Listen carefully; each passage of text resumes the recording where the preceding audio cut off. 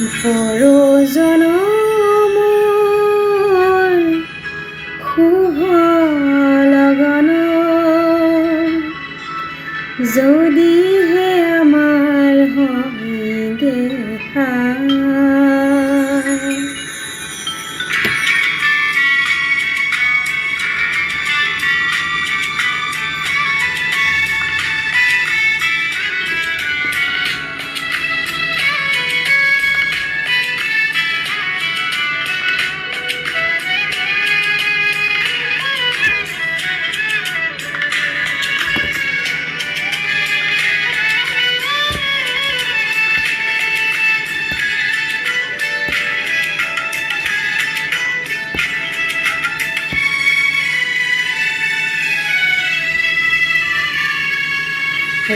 পৰজনমৰ শুভ লগন যদিহে আমাৰ হয় দেখা পুৰাবানে প্ৰিয়ে এই জনম মোৰ হিয়াৰ পূৰ্ণ আশা পৰজনমৰ শুভ লগন যদিহে আমাৰ হয় দেখা পুৰাবানে প্ৰিয়ে এই জনম মোৰ হিয়াৰ পূৰ্ণ আশা পৰজনমৰ শুভ লগন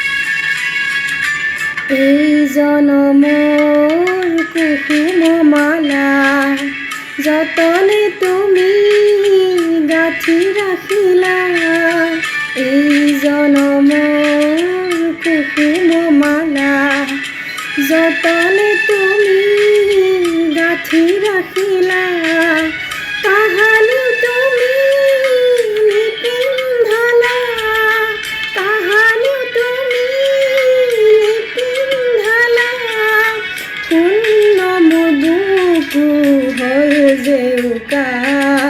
পুৰাবানে প্ৰিয়ে এই জনম মোৰ হিয়াৰ পূৰ্ণ আশা পৰজনমৰ শুভ লগন